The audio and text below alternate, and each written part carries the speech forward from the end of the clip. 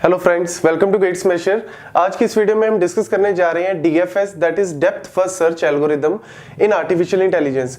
और इस वीडियो में आपको डीएफएस से रिलेटेड सारे इंपॉर्टेंट पॉइंट्स, सारे कीवर्ड्स पता लग जाएंगे जो आपको competitive exams like NTA net या फिर अगर आप कॉलेज या अपने यूनिवर्सिटी लेवल एग्जाम की भी तैयारी कर रहे हैं आर्टिफिशियल इंटेलिजेंस के लिए, तो सारे के सारे पॉइंट्स आपको यहाँ पे क्लियर हो जाएंगे। तो सबसे पहला इंपॉर्टेंट पॉइंट है यहाँ पे कि डेप्थ फर्स्ट सर्च जो है इसको हम बोलते हैं अनइन्फॉर्म्ड सर्च टेक्निक। जैसे कि बीएफएस की हमने ऑलरेडी वीडियो बना चुके हैं और उसका लिंक हमने डिस्क्रिप्शन बॉक्स में दिया हुआ है, आप एक बार बीएफएस भी चेक कर सकते हैं। ब्रेड्थ फर्स्ट सर्च और डेप्थ फर्स्ट सर्च दोनों ही किसके अंदर आते हैं? Informed search technique. Uninformed search technique का फंडा क्या है यहाँ पे कि हमारे पास प्रेजेंट नॉलेज होती है, पूरी डोमेन लेवल की नॉलेज नहीं होती। मतलब हमारे पास ये पता है कि ए हमें कहां पे लेके जा रहा है, या हम अगर एक सिंपल सा पॉइंट बताएं तो ए से लेट्स से मेरे को बी पे जाना है या ए से मेरे को सी पे जाना है, तो यानी मेरे को ए से बी पे जाने की कॉस्ट या मेरे को ए सी पे लेके जाएगा कितनी कॉस्ट में, ये पता है।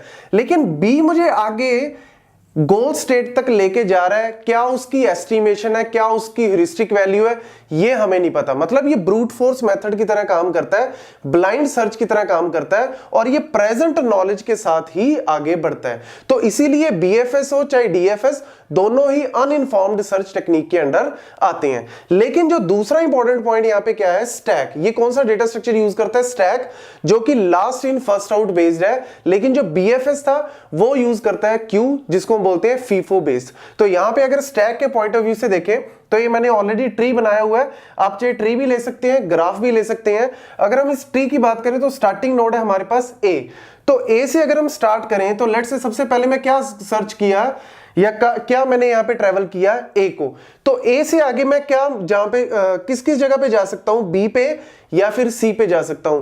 तो इसको हम कैसे डालते हैं? इसको हम रखते हैं स्टैक के अंदर। तो चाहे आप पहले बी डाल दो फिर सी डाल दो, या पहले सी डाल दो या फिर बी डाल दो, ये आपकी चॉइस है, आप दोनों में से कोई भी फॉलो कर सकते हो। मतलब जो सीक्वेंस है डीएफएस का वो मल्टीपल बन सकता है, लेकिन जो लॉजिक है, जो कॉन्सेप्ट है, वो आपका सेम ही रहेगा। मतलब ये कौन से लॉजिक पे काम करता है? डीपेस्ट नोड पे। मतलब ये सिर्फ डीप पे जाता है और जब डीप पे बिल्कुल लास्ट पे पहुंच गया, बिल्कुल लीफ पे पहुंच गया, फिर ये उसके बाद बैक ट्रैक करता है। लेकिन जो बीएफएस था, बीएफएस शैलो नोड पे काम करता है, मतलब एक एक करके सारे लेवल बाय लेवल आगे बढ़ता है।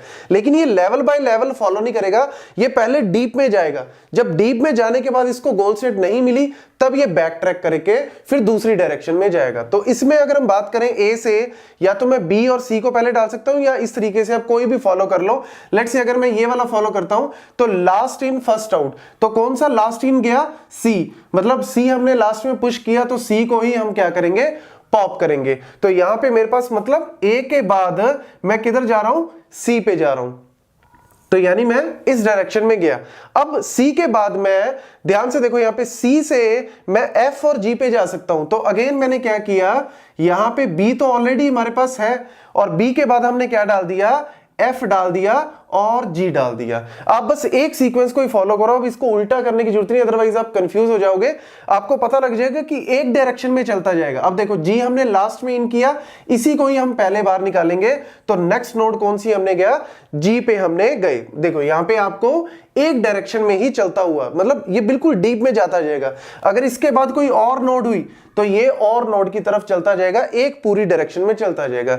लेकिन अगर यहां पे लेट्स से कि जी के बाद कोई और नोड नहीं है, तो फिर ये क्या करेगा? अब बैक ट्रैक करेगा। बैक ट्रैक का मतलब है ये उसके पेरेंट पे जाएगा, और ये पेरेंट कौन सा है? सी, जो कि ऑलरेडी कवर हो चुका है। तो इसके बाद ये निकालेगा किसको? एफ को। मतलब अब हम किसको ट्रेवल करेंगे? यहां पे एफ को ट्रेवल करेंगे। तो एफ से आगे हमारे पास कोई और नहीं है, अगर होता तो ये एफ से नीचे जाता डीप में, लेकिन अगर नहीं है तो अगेन ये वापस किस पे जाएगा? ए पे जाएगा। और ए क्या है? यहाँ पे पेरेंट है, तो ए ऑलरेडी कवर हो चुका है। तो नेक्स्ट हमारे पास कौन सा है? यहाँ पे बी, तो ये किसकी तरफ जाएगा? बी की तरफ। तो यहां पे हमने नेक्स्ट नोड कौन सा ट्रेवल किया?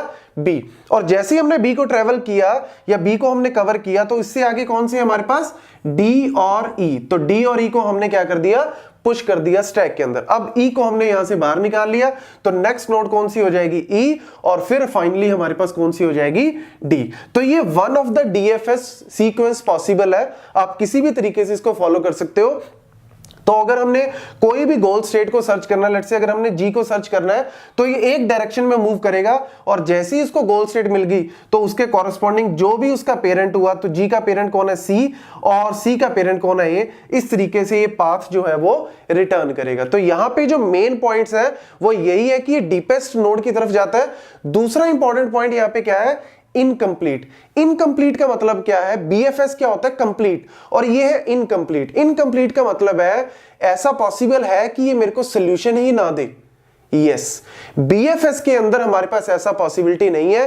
क्यों? क्योंकि वो एक एक करके सारे लेवल्स को कवर करता है। लेकिन डीएफएस के अंदर ऐसा पॉसिबल है कि हमें रिजल्ट ना दे, या तो आपके अगर ग्राफ के अंदर साइकिल्स एग्जिस्ट करते हैं, अगर आपके ग्राफ के अंदर साइकिल है तो हो सकता है वो साइकिल के अंदर परमानेंट लूप के अंदर फंस जाए। और अगर हमारे पास सर्च स्पेस इनफाइनाइट है, सर्च स्पेस इनफाइनाइट का मतलब कि हमारे पास नंबर ऑफ लेवल्स नीचे नीचे बढ़ते जा रहे हैं, तो ये करेगा क्या, एक डायरेक्शन में मूव करता रहेगा और नीचे तक जाता रहेगा, और हो सकता है हमारी गोल स्टेट किसी और डायरेक्शन में पड़ी हो। तो यानी एक तरफ ही ये मूव करता रहेगा, तो हो सकता है कि ये इनफाइनाइट मतलब मूव करता जाए और मेरे को आउटपुट ना दे। तो हमेशा याद रखें कि डीएफएस जो है वो इनकम्प्लीट है। मतलब इनकम्प्लीट का क्या होता है कि हो सकता है कि सोल्यूशन मेरा ना आए और डीएफएस जो एल्गोरिदम है वो लूप के अंदर फंस जाए। लेकिन होगा ये तभी पॉसिबल अगर हमारे पास सर्च स्पेस जो है वो इनफाइनाइट हो, मतलब एलिमेंट जो सर्च करने हैं वो इनफाइनाइट हो, तो ये लूप में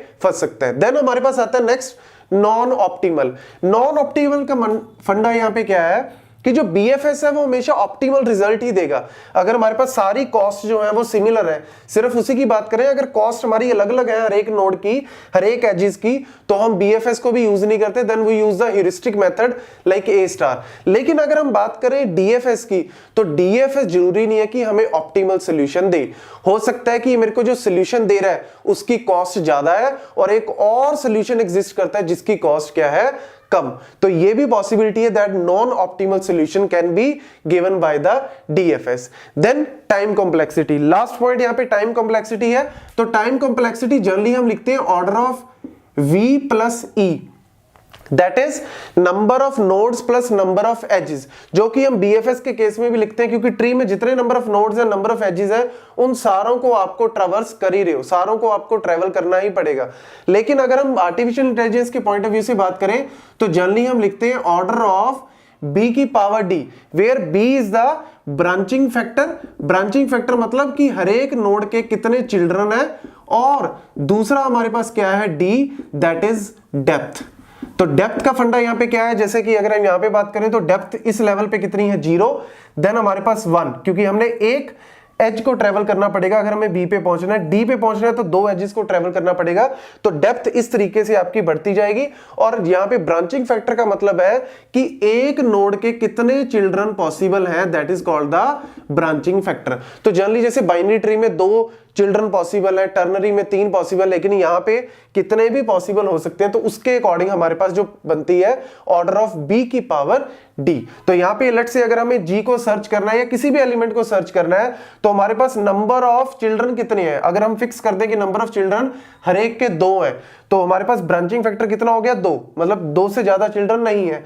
और डेप्थ कितनी है इसकी, 2, तो यानी कितना हो गया, 2 raise to power 2, that is 4। तो मतलब 4 सर्चेस के अंदर ये हमें क्या पहुंचा देगा, ये हमें गोल स्टेट के अंदर पहुंचा सकता है। लेकिन ये तभी अगर जो हर एक एज की कॉस्ट जो है अगर वो हम सिमिलर लेके चलते हैं। तो this is how you can compare the BFS and DFS. लेकिन ये दोनों ही अनइन्फॉर्म्ड सर्च टेक्निक के अंदर आते हैं और इनके अंदर सिर्फ प्रेजेंट नॉलेज के ऊपर काम करते हैं। इनको ह्यूरिस्टिक या आप कह सकते हो कि एस्टिमेशन वैल्यू के ऊपर काम ये नहीं करते। Thank you.